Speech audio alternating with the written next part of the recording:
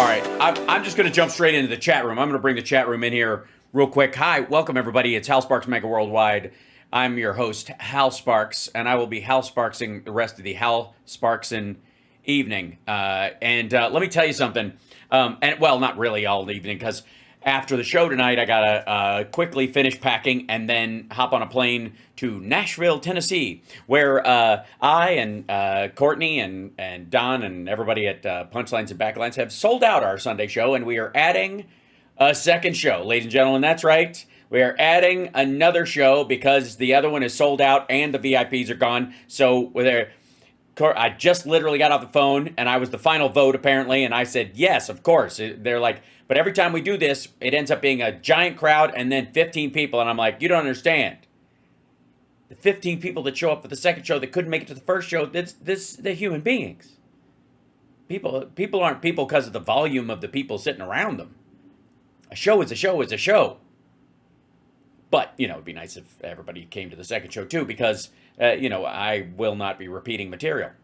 I'm actually kind of happy, because we're only doing 20-minute sets, that it gives me an extra slot to do a different 20. I was like, what am I going to do? I don't know. Because I kind of do music-themed material for this one, being that it's for the Rockin' Pod weekend and it's punchlines and backlines. And I was like, I always juggle it. Like, okay, I mean, some of my bits are, they are voluminous in their verbiage. They're long, and so I always get mad because I'm like, okay, that one, not this one. Now, I got early show and late show. I'm done. We're go. I mean, I'll still have more material than time on stage because that's my rule, but still, it's gonna be great. Anyways, this weekend, Rockin' Pod. Rockin' Pod will always be Rockin' Pod to me. Good old Rockin' Pod, Tennessee. So in Nashville, Tennessee, home of the Patsy Cline Exploding Winnebago. Still a mystery what the fuck that was about. I'm going to just chalk it up to some people are cuckoo for Cocoa Puffs. Max Saul, thank you so much for the support in the Super Chats from Ireland. It is my island, as it is yours too as well.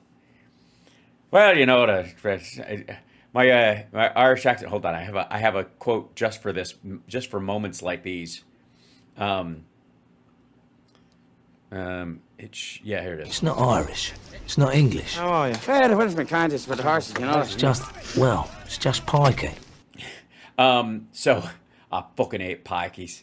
So welcome, and lots of show today. Obviously, the cabinet meeting is a bit long as a piece. There are a bunch of there's a lot of videos right now of people doing the kind of like cleanup after Trump. They're coming out going, see, this was always the plan.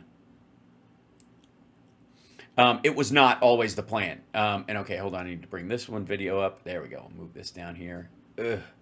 God damn. Like, how there's just some fucking faces that you're like, what did I do? What the fuck did I do with my life that I got to look at this asshole's face every day? I'm sure we've all had jobs like that. I've had a couple of jobs where I come to work and everything else about it is lovely, but that fucking guy or that fucking gal, like that one person where you're like, ugh.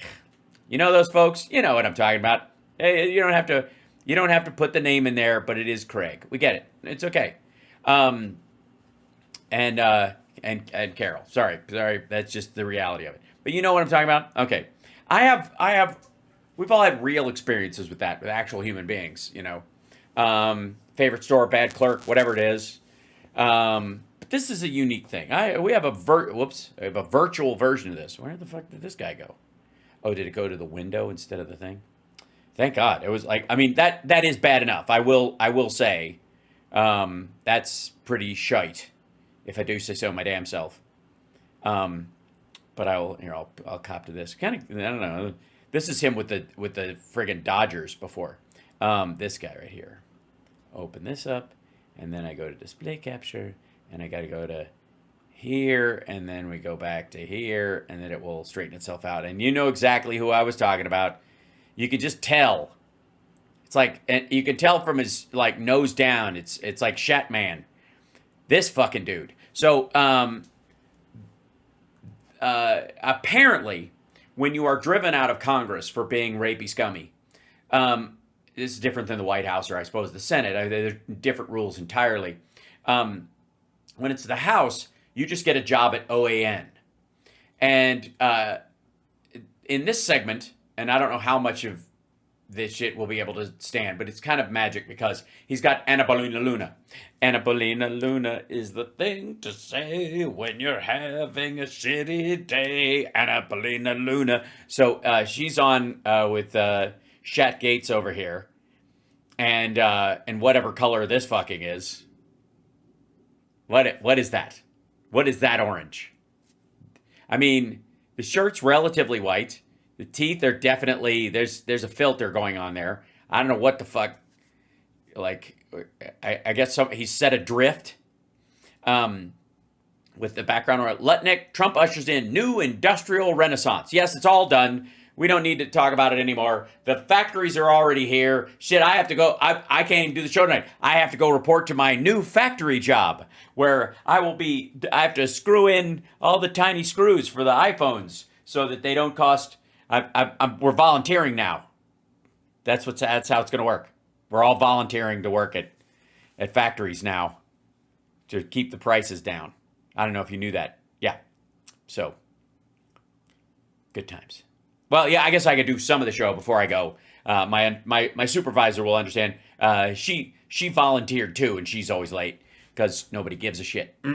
But we start the evening, by the way, chat room with hello to you guys. And don't forget to hit that like, share the show out, annoy the maggot in your life by making this show up in their feed. Okay. Now, all right. And I know what you're thinking.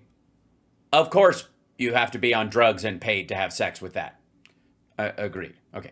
President Trump has made trade the #1 story in the world. No, he hasn't. He's made the collapse of trade and the collapse of the global economy the #1 story in the world. There was no point where that's like saying he made sharing the #1 story in the world. You know, you've got a little something, I've got a little something. We'll put our little somethings together and hopefully we don't end up with syphilis because of him. How did we get here? In a word, globalization. The promise of modern globalization was that with free trade, everyone could be an economic winner.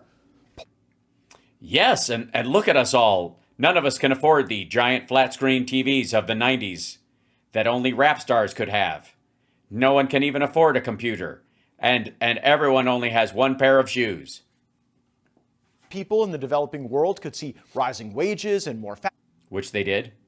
Rich people in the first world could go to exotic places like Africa and throughout the global south to... Yeah, trade has nothing to do with travel, stupid. They could still do that. Jesus Christ. Who do you think the main audience for pith helmets is? Develop markets, source products, and build massive international... Wait a minute. Does this asshole think that's a cruise ship? Businesses and middle-class people in America could buy cheap products and enhance their buying power. Yeah, all that happened. All that actually happened. That is exactly what fucking happened. That's why this thing, which has the computing power of 9 refrigerator-sized computers from the 80s, fits in your pocket.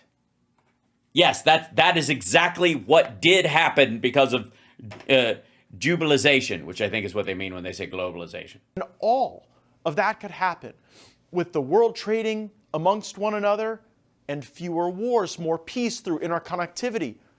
Interconnectivity. Your customers is typically not done. It's an appealing pitch. It just didn't work out that way. Yeah, it did. We didn't actually have a war with China. You know that, right? And we don't trade with Russia. See, it's kind of... As President Trump has considered... Wait a minute. He doesn't think these are cruise ships. Does he think these are warships? ...pointed out his entire adult life. I think people are tired of seeing the United States ripped off. The fact is that you don't have free trade. We think of it as free trade, but you right now don't have free trade. No, we don't think of it as free trade. It was never free trade. It's not free trade. Even now, you're talking about fair trade. Free trade means zero tariffs, no limitations. Price for price sake, stupid. Nobody ever thought, oh, shit, I thought we had free trade until Donald Trump told me. We didn't. You know how how I know? Ask a free trader. They'll and then 9 fucking beers later, maybe they'll fall off their stool because they're so drunk and angry that they'll just kind of pass out in front of you tired. Like they'll lose all their breath from yammering about how we coulda. Let Japan come in and dump everything right into our markets and everything. Japan did not come in and dump everything in our markets. They didn't. It's not free trade. If you ever go to Japan right now and try to sell something, forget about it, Oprah. Just forget about it. They are beating the hell Yeah, but they're, of this country. Kuwait, they live like kings. The poorest person in Kuwait, they live like kings. And yet they're not paying. We make it possible. For the record, the poorest person in Kuwait does not live like a king. I'm just saying. As a matter of fact, they have slaves. For them to sell their oil. Why aren't they paying us 25% of what they're making? It's a joke. They are ripping us like we've never been ripped before. If you look at... I'm sorry, are you talking about sex with Putin? And if you look at China, where we lose $100 billion a year with China. We don't lose $100 billion a year from China unless you think a store loses, $1 billion a year to their wholesaler. NAFTA has ripped the heart out of this country, signed by Bill Clinton. It has been probably the worst trade deal, the worst economic trade deal ever signed by any country anywhere in the world. They laugh. Also, by the way, for the record, until this is, I think he said that before USMCA, which absolutely sucks worse. Behind our backs, they laugh at us because of our own stupidity. No, they're laughing at just you. You do realize when people laugh at you behind your back, it doesn't involve the rest of us. Look at the way we opened up the Persian Gulf. Most of it goes to Japan. We open up the Persian Gulf for Japan to get oil, for Saudi Arabia, for Kuwait to make money. Why aren't they paying us for this? You look at what China is doing to this country, it's disgraceful. Because they trade in the dollar, and that gives us a greater strength than some sort of like penny ante protection racket bullshit. That's why. Doing how? Well, they're making all our products. We're not manufacturing anything. They're making all our products. They're selling it to us, and then they're loaning us the money. Employs cheaper labor, right? Hey, excuse me. They take our money, and then they loan it back to us. Europe has been very, very... By the way, China has never had more than 8% of our national debt. The vast majority of our national debt is us stealing from Social Security. So fuck this guy and fuck everybody who keeps talking about China and the amount of debt. They buy treasuries just like everybody else does. As Europe has taken our leaders for a ride. They don't take our cars. They don't take our food products. They don't take anything. This is... They take a lot of things. Not sustainable. The United States can't lose $1.9 trillion on trade. We don't. We just buy more shit than they do because we have more money than they do.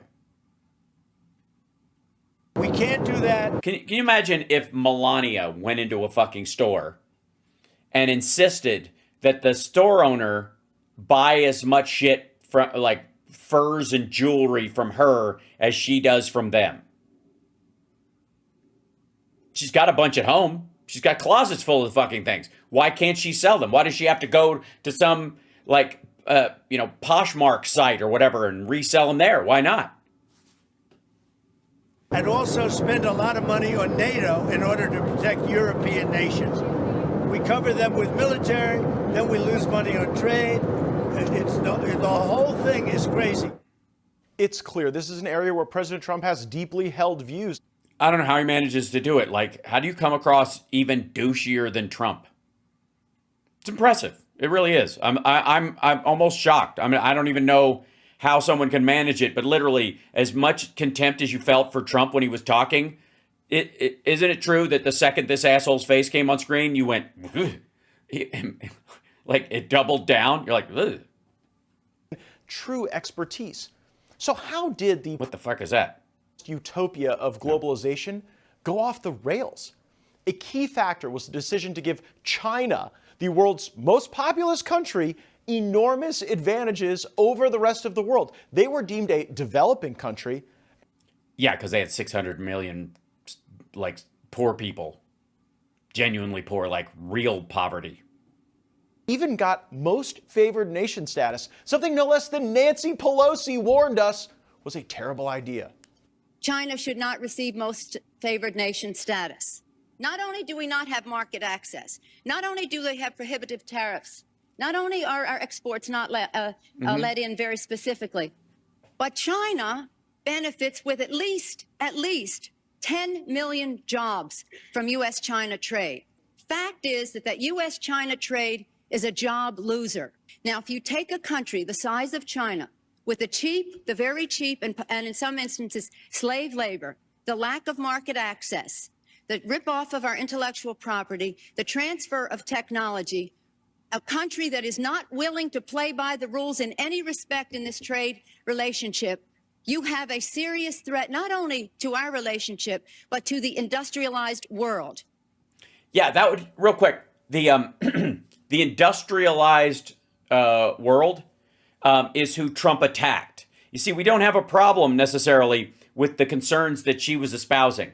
And we certainly understand that what you need to do if you're going to remove yourself as a primary importer from China, for example, and move to other markets is that you don't attack those other markets while you're extracting yourself from the Chinese market, and you steady it out so that you don't destroy your businesses at home in the process. Yes? Seems like logical. And then, of course, while you're doing that, which is the threat she's talking about, while you're doing that, you don't attack Europe, our main partners in the Western world, which levels out the value of attacking China or tariffing them even at a higher rate.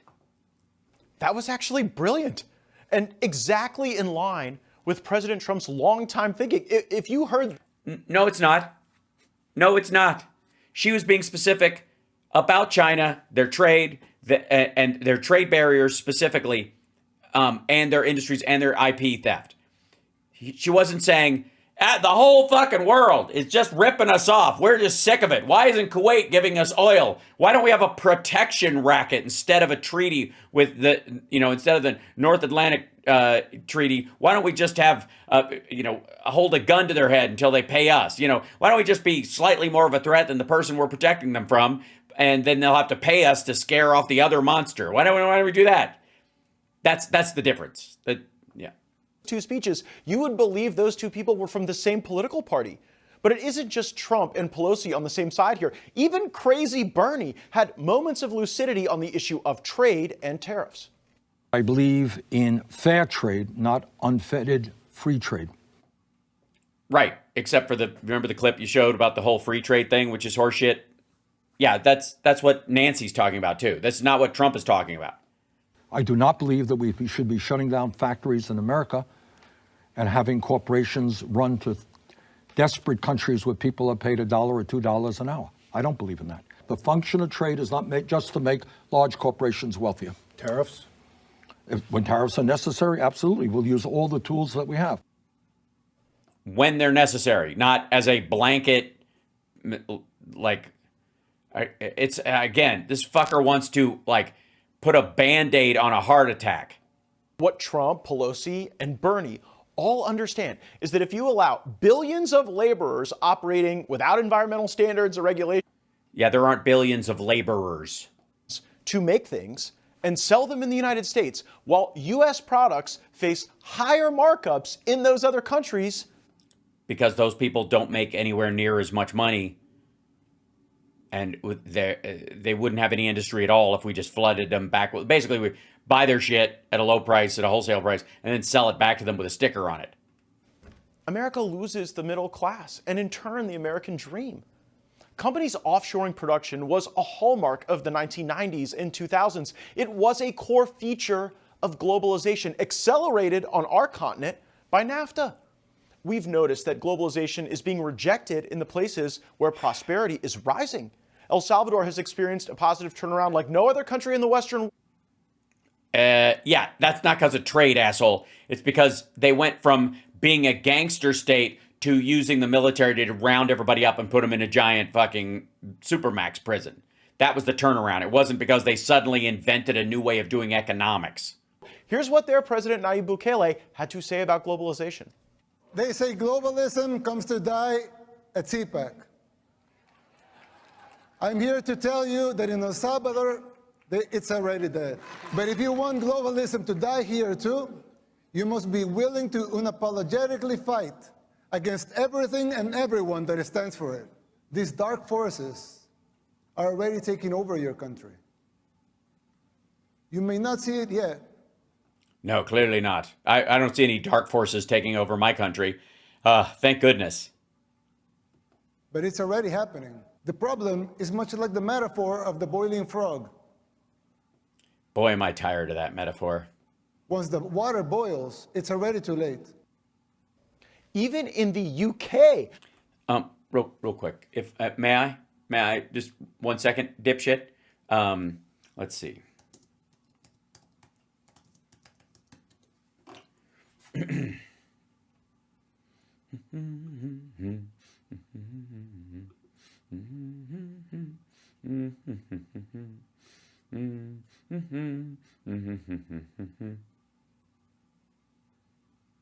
I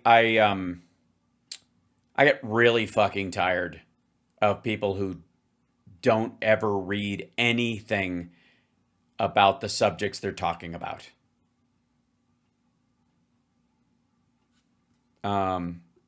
This is, let's see, that's November of last year, by the way.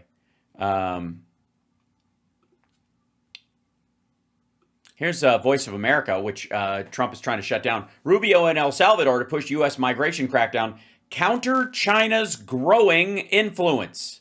What was that shit about globalists? What's more globalist than just letting China take over production of everything in your country? Isn't that the very definition of it? Isn't that what or is it really just Israel and parts of Europe? When they do it, then it's globalism. The ones that maybe have Jews in them? Is that fucking hell? This is, I think, after that meeting. China and El Salvador hold first joint trade and economic committee meeting seeking to advance FTA negotiations. Fair trade, or free trade agreement. Their free trade agreement. Not fair trade, just free. China and El Salvador had their inaugural joint trade and economic committee meeting in San Salvador, the capital of El Salvador, on Tuesday, with both sides expressing a shared commitment to accelerating bilateral free trade agreement negotiations. What was the FTA in NAFTA? Does anybody remember? Does anybody fucking remember what the FTA part of NAFTA was? What the FTA stood for? If you guessed free trade agreement, ladies and gentlemen, you win. All right. Fucking hell. Yes, tell us again how El Salvador is trying to close down the globalists by whatever, Jesus. Ruling leftist Labor Party is willing to surrender the argument that globalization has failed. Prime Minister Keir Starmer acknowledged that Trump's tariffs are both popular and dispositive as the obituary for globalization. Commerce Secretary... UK Prime... Yeah, these assholes just went through Brexit. And their ego got creased, and so they can't admit that that they made a mistake. Lutnick, a friend of mine, and the guy the Showtime series Billions was kind of based on, makes an interesting pitch. That makes sense, because it's all about douchebags. Yeah. Versus this trend. It goes like this. American robots are cheaper than cheap humans overseas. Right. So how the fuck are you going to bring jobs back to America that way? All you're doing is getting rid of jobs in China. You are not creating jobs here. That's what automation does. Automation and robots do not move jobs from one place to another. They eliminate them entirely. Now, if your point is China has been unfair and they've been attacking the rest of the world. They're doing all kinds of sketchy shit. And we can't afford, the way they can suppress labor and they can use slave labor and stuff. And we're not about to do that. So fuck them. We're gonna automate everything in the United States so that we can put down their production. We'll be the factory of the world, but it'll all be robots doing the work because fuck China. If that was your point, then just fucking say so. But, well, you'll see. He talks about this. He throws in this, I wonder if this is the screws. Why should U.S. policy basically suggest that you can find the cheapest labor in the world with the worst labor conditions? Let's go build there because it's really cheap and we'll sell it to the great American economy. How about we build it here? We use robotics here. It's cheaper than cheap labor overseas. The Renaissance will be the greatest factories in the world. High tech people. What are the jobs Americans are going to have? We are going to have mechanics who fix robotics. We're going to have engineers and electricians who work on these great high-tech factories. That's just... Also, how many of them? 4? For real. I've been talking about this since I started doing Friday Eye, and I'm telling you, we are on this trajectory. Period. End of fucking story. This is the way we are headed. But again, if you're saying you're going to do it to benefit the American worker, just shut the fuck up, because you're not. You might. The only argument is it'll be workless abundance in the United States. We're getting rid of, people won't have to do much of a job at all to meet their needs because we're going to have robots growing the food, robots processing the food, and robots stocking the food, and robots selling the food. So it'll be basically free. There'll be like a little fee people pay for the materials and the fucking fertilizer until we figure out a way to, I don't know, make robot that as well. Robot shit until the robots start shitting. And then one day, sweat, bad breath, everything. So there is no, you're not going to create jobs here with this. And even if you create robot repairmen, engineers who are going to design them, that number is just going to get smaller and smaller and smaller. Yes, robots delivering the food, smarty pants, exactly. Robots eating the food. Well, they'll chew for us. Wait till we have masticating robots. What were you thinking? Visionary from Howard Lutnick. For this to work, though, the things that American workers and even American robots make have to face fair conditions when sold in foreign markets. Why? Why? Honest to God, let's just start there. Why? If a robot makes it, it doesn't fucking cost you anything. If the cost of labor goes to zero and the cost of resources in a lot of cases, except the ones we need to get from other countries because we don't have enough of it in our own country, if that goes to next to nothing because they are mined and extracted by robots as well, who gives a fuck if you sell them anywhere else? Why wouldn't the robots just make just enough for our people? Right? Why? Who gives a shit if you're selling to the rest of the world? What's the profit margin on that? And what the fuck makes you think the Europeans aren't going to have robots too? You think that the Middle East isn't going to be overrun with these fucking things in 6 years? Yeah, that's right, Frida. So roughly 450 jobs created by the Trump administration this cycle. They're going to be burning fucking jobs as fast as they can. Suffer functional tariffs enacted by other countries that widen trade deficits. Who cares? Again, why the fuck? What?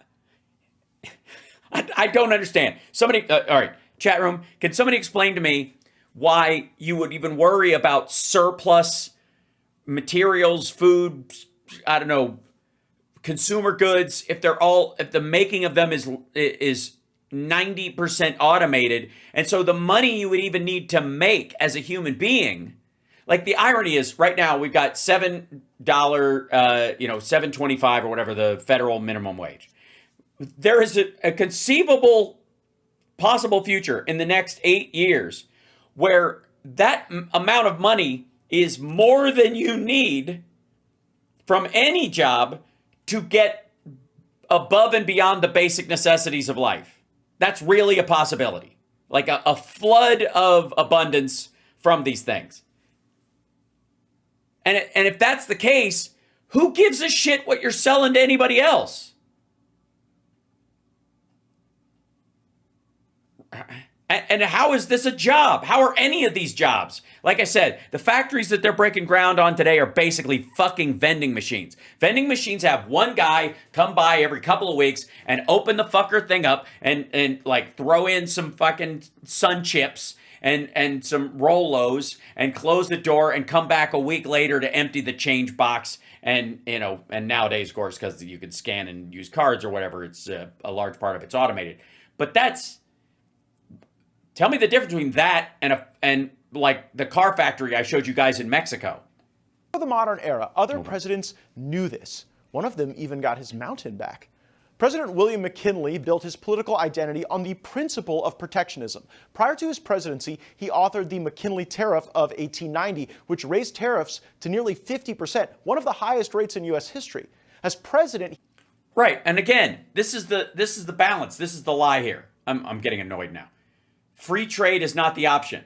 Fair trade and real tariffs are, you know, for certain things, and then trade agreements are the middle ground between the hell of both of these.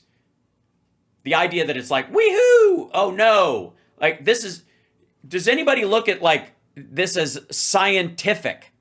Tariff reform, prosperity, happiness, free trade, unemployment, misery. Look on this picture and on that. Look on this picture and on that. Fucking hell. Continue to advocate for high tariffs through American manufacturing nurturing as an economic policy. He did this to reduce dependency on foreign goods. Yeah, and to do it, they had to have children working 24 hours a day in those factories. They were factories. These were factories that employed human beings. You actually had to pay people to show up and do that shit. Even the fucking kids. McKinley's economic philosophy was rooted in a belief that protective tariffs would lead to higher wages for American workers by limiting competition from cheaper foreign labor and goods. Sounds a lot like what Bernie was saying. McKinley argued that economic... No, because he didn't have income tax at that point, and that this was the only way they were pulling in taxes from around the world. And because of World War I, and you could argue that a lesson unlearned from the War of 1812, that when you run your country off of tariffs, an embargo can fuck you into a cocked hat. Self-sufficiency would strengthen national unity and industrial strength. The Dingley Tariff of 1897, enacted under McKinley's tenure as president, raised tariffs even further and became the cornerstone of his administration's trade policy. Cheap goods make cheap men, McKinley famously said. McKinley's message resonated with the industrial North and helped consolidate support among manufacturers and laborers alike. Yeah. You do realize this was before phones, right? You do realize that this was a system of trade. I mean, at this point, why don't you just tell us all about wampum and when the gold standard meets using fucking seashells as currency? At the end of his presidency, McKinley began to embrace reciprocal trade agreements, though he was assassinated in 1901 before this vision could be fully executed according to plan. But the McKinley example shows that if done correctly, the final chapter of the McKinley-Trump tariff strategy is actually... It's now the McKinley-Trump tariff strategy. Hey, real quick, can we just make sure that this motherfucker doesn't go back to, like, leeching as an example of, like, we didn't have nearly as much autism when we used leeches to cure everything. Coincidence? I think not. Trade with lower barriers and a free flow of goods. Decades later, President Calvin Coolidge presided over the economic boom of the 1920s. It's what we called the Roaring '20s. Yeah, but that was largely because of cocaine and anal sex. And high tariffs were a core component of this success. My, look at all those flappers over there. Those are the shortest skirts I've ever seen in my adult life. My goodness, if I didn't know better, I'd think they were wearing their undergarments while they're around. Ooh, they're kicking their legs up high. I'm getting a strange feeling down in my nether regions. Pardon me while I go have a lay down in an opium slurpee from the phosphate counter.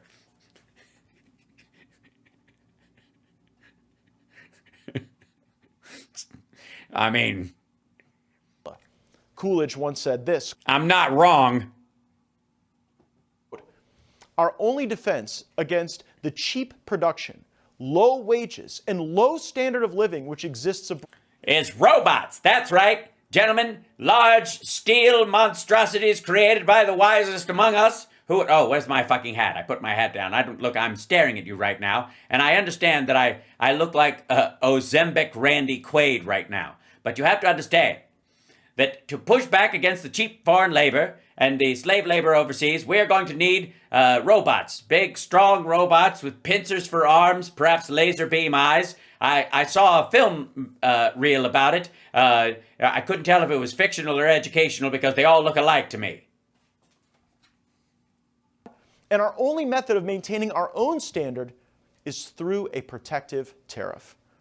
In current times, neoliberal American leaders, who Trump has called stupid, argued that our economy should accept goods without tariffs from the third world. And even Yeah, no, they didn't. China, because it would help them. And in fact, it did help them. Well, okay, so they were right. After all, as the argument goes, we are a rich nation, so we can afford to take it on the chin, even if it means creating a new class of Chinese millionaires.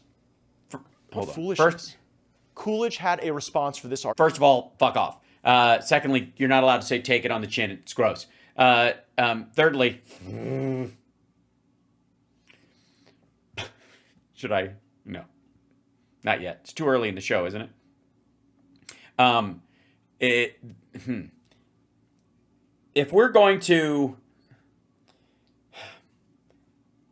there is no comparison between the automation that raised productivity during the NAFTA years that got rid of more jobs than any of the things moved overseas, because a lot of the factories overseas in China, for example, sprung up directly there. There was never an equivalent factory in the United States to start with. Were some moved? Yes. But were they moved all to China? No. Some moved to Mexico. Some went back to Europe because we didn't have to have one over here and that kind of thing. And the goods themselves were available to the American consumer to buy with whatever they wanted because they had the right to do that without some artificial barrier because they've got a non-sanctioned reason to stop goods from that country coming in. As well, quote, I do not propose to barter away for the privilege of trade any of the cherished rights of humanity. What the fuck are you talking about? You don't have to move to China to get shit from there, dummy. It's kind of the point. Right? We get to have all the shit they make in China, and we don't have to live like that. I never didn't really wrap that around your little fucking noggin there, dummy. This doesn't mean that other countries have to lose just because America is done surrendering.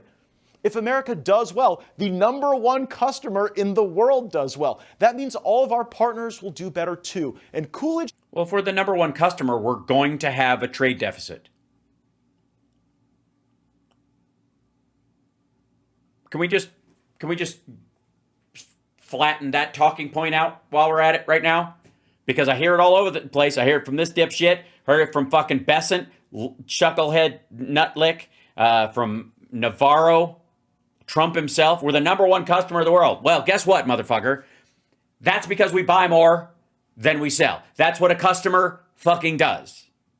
And if the only way you can solve that is to lower how much shit we buy to the point where we're not the customer of the world, what do you think's going to happen? They're going to find other customers and just spread it out all over. We'll just disengage from globalism and it'll just happen around us. The fact that we're the customer of the world, we have the biggest consumer base, is exactly why we have a trade deficit. That's what it is. That's the reasoning behind the trade deficit. That's why it exists. That's the basis of it. Shut the fuck up. This right as well. When other countries complained about our tariffs in the Roaring '20s, he had this to offer. Quote,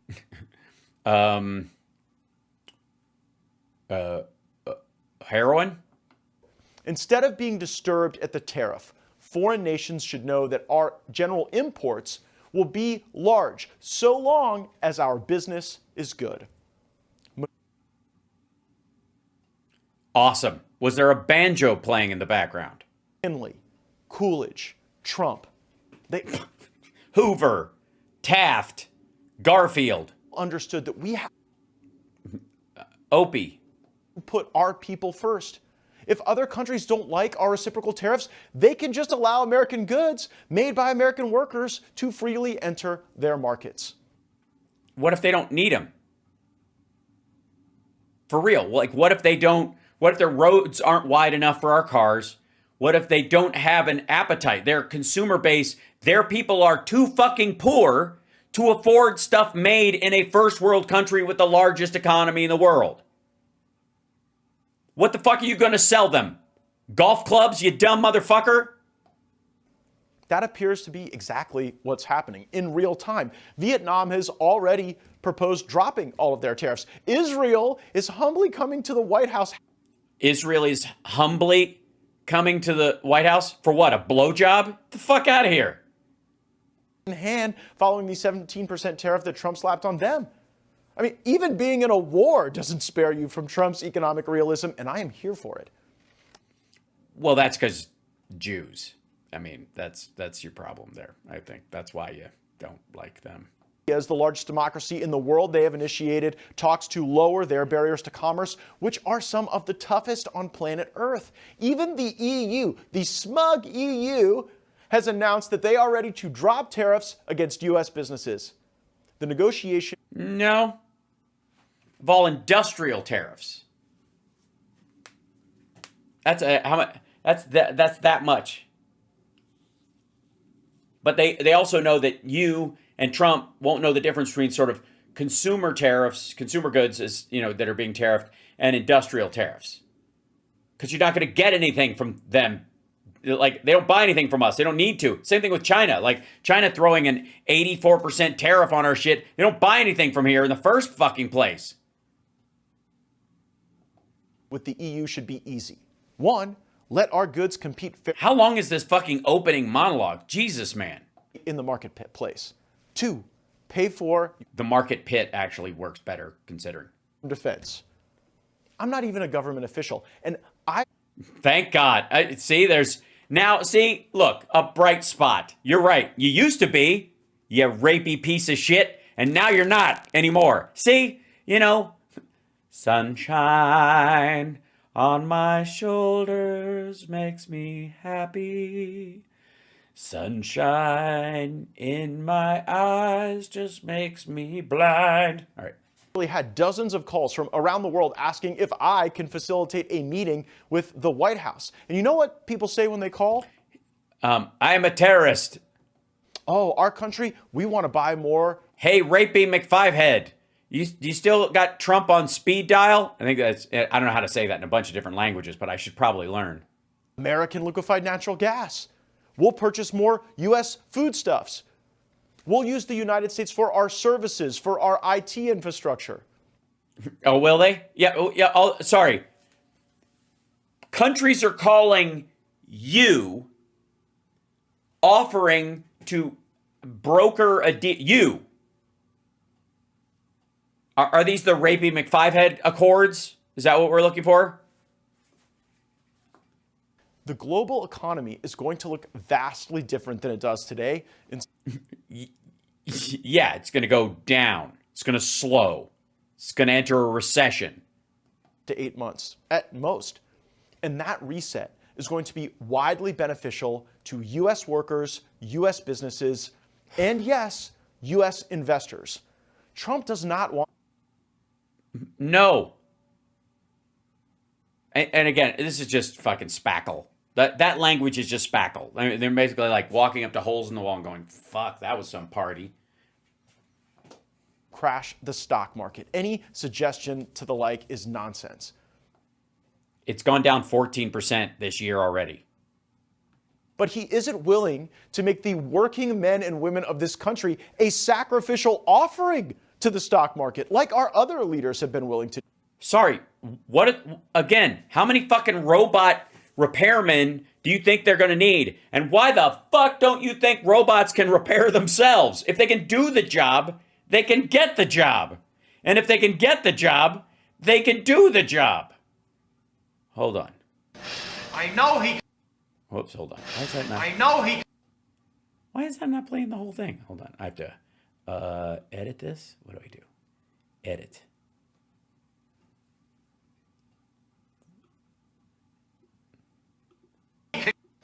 I know he can.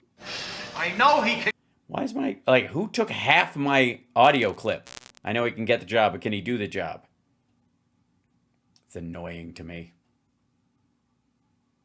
I'm having trouble. All right. Treasury Secretary Scott Bessent explained why in this outstanding clip in an interview he had with Tucker. Outstanding.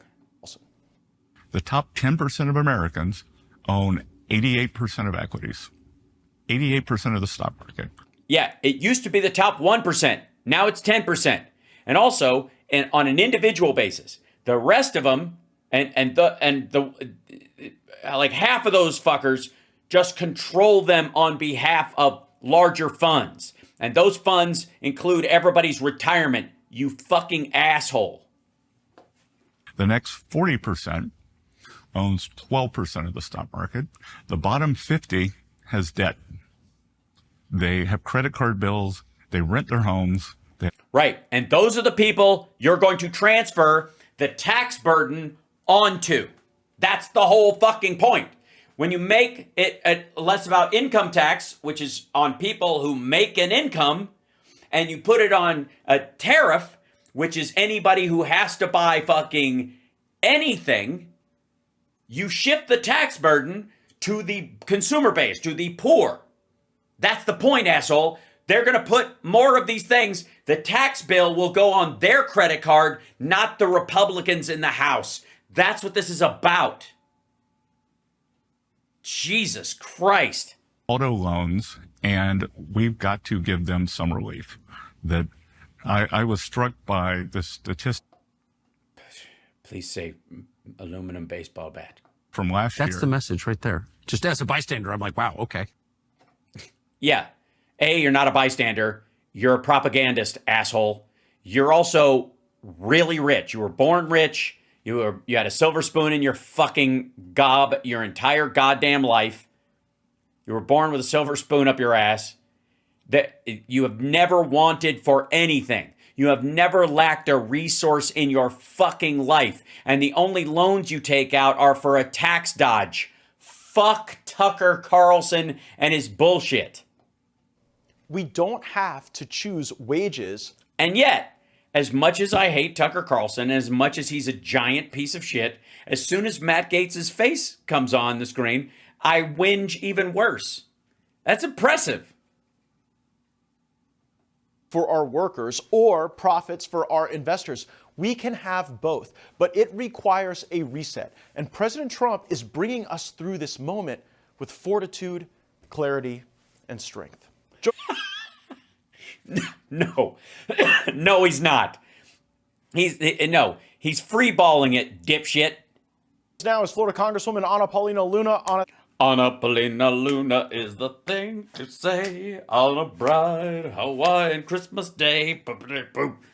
Anna Paulina Luna. Sorry, it's never going to get old with me. I'm sorry. It's just part and parcel to the circumstance we're in. There's no getting around it. It's just fucking silly. Okay, here we go. So much for joining. I have been inundated with feedback from other countries. No, you have not. No, you haven't. Bullshit. Sorry. Play the fucking audio. Like, I want to see the...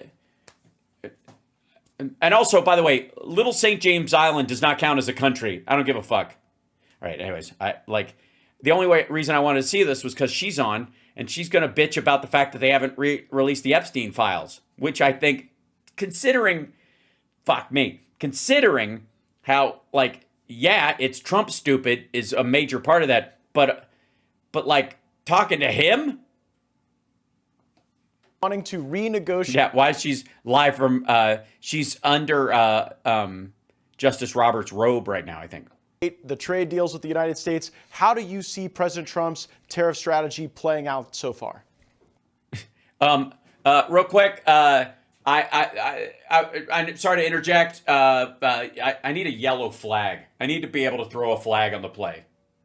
Hold on. I don't know that I have. That's not gonna work. I've got here. I'll just pretend this is yellow. This is just tissue. Flag on the play. There is not 5-yard penalty. It has not been established that there is actually a strategy. So it is impossible to determine the validity or the function of the strategy if you cannot actually show any evidence that a strategy ever happened. So automatic 5-yard penalty, half the distance to the go fuck yourself. As you saw, there was an announcement recently that over 50 countries have come to the table to negotiate. And I think that... Hi. First of all, they said 75. And secondly,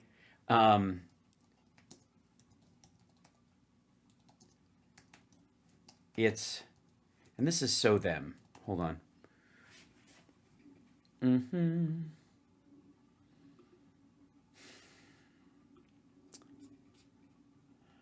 Trump trade advisor says stock market plunge. No big deal. Live updates. Where is this? White House accused Democrats of playing partisan games. Blah, blah, blah. Trump opposed to them to be cool. Trade. Susie Wiles. Where is it? Asking whether stock market purchase. Yeah.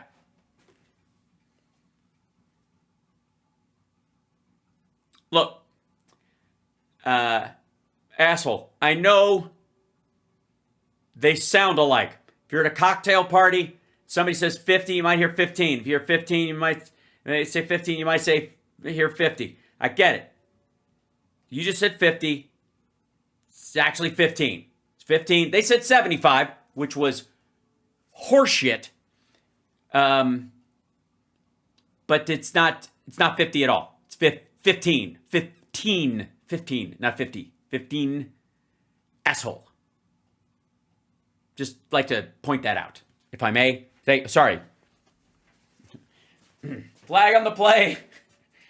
10-yard for touching below the belt while discussing trade policy. 5 yards against Matt Gaetz. Anna Paulina Luna replay second down. Can't tell the difference. I would give you a 50-yard penalty, but you would just go 15 yards. And on second thought, 15-yard penalty. Resetting the ball at the 50-yard line. This has been President Trump's plan all along. The team... Sorry, hold on. I know you're all disappointed. Tends to make people nervous, but as you're seeing, many of our countries that we are trade with are actually willing to drop those rates. And so I think that it's about the art. And I think that Trump's winning. The T word that makes leftists afraid is testosterone. But I want to get back to trade.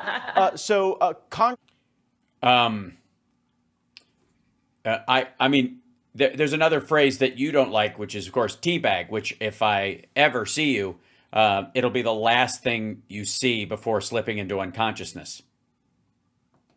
And Don Bacon, one of our fellow Republicans. That was not a threat. That was comedy. I'm just saying for the record. What an asshole.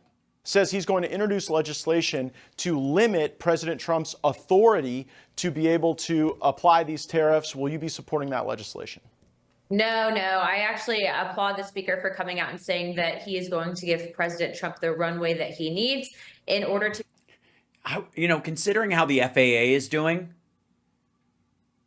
I don't know that that's the analogy I would use, really. His job. And I think that right now, a lot of people obviously hearing from some of these activist groups in their districts are getting nervous. But what I will tell you is if you're looking what's happening long-term and how it's really. Oh, by the way, activist groups. Sorry. Activist groups, she means the AARP, apparently.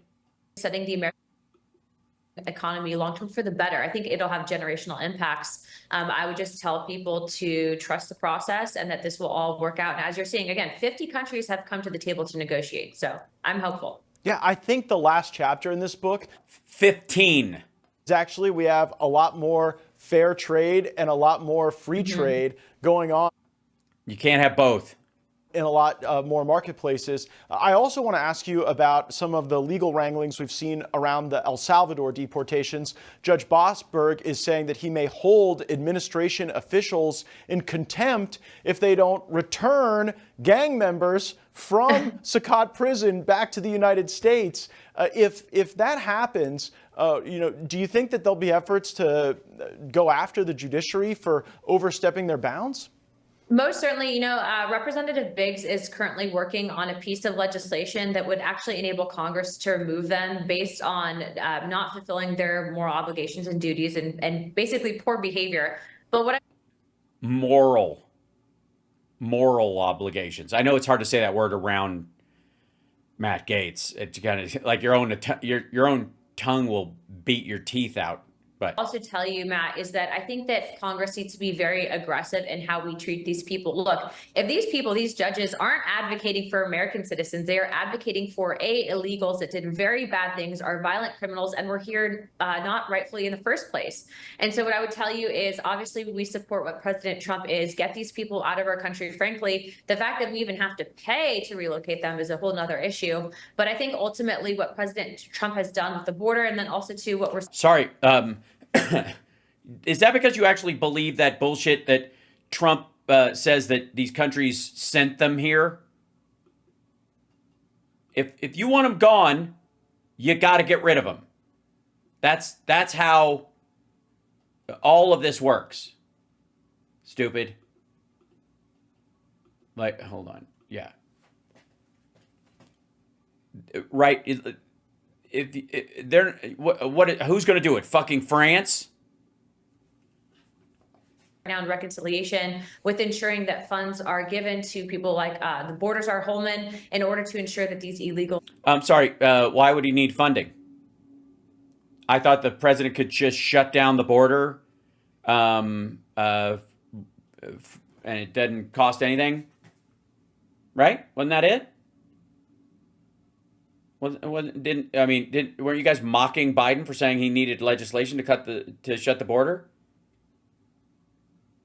What do you need money for? Why do you need an allocation of funds set by Congress in law to shut the border? I thought you could just declare an emergency forever. Are basically kept away from the American people. I think that that's the right thing to do. Let's get to that budget reconciliation discussion. We have seen Speaker John. All right, I don't care. You're assholes. Let me. I want to hear what she says about the Epstein thing because I'm getting really irritated. Hold on. I probably turn on.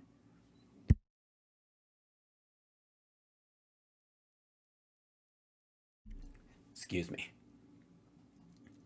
What is it? The last thing? USAID, buckling under pressure, delivering on those changes. There's a lot of slow rolling on a lot, Been in office. We've done in office for this year, living on those changes. I'm looking to do exactly what I set out to do. I want to cover the JFK. Oh, there we go. Okay. So I want to cover the JFK and other shit. On bringing transparency to just where do you think we stand right now and where is the... I'm fairly certain you're broadcasting from that weird brick-sized building, like religious building on Little St. James Island, aren't you, Matt? Force that you're leading going next. Yeah, so we just had an incredible investigation and hearing on JFK. As you saw, not only did we find... Sorry, I dozed off for a minute. What? Evidence that the CIA was lying to Congress, but also Oliver Stone testified, obviously, to the NBC. Oh my fucking God. Fuck Oliver Stone and his bullshit. Bullshit!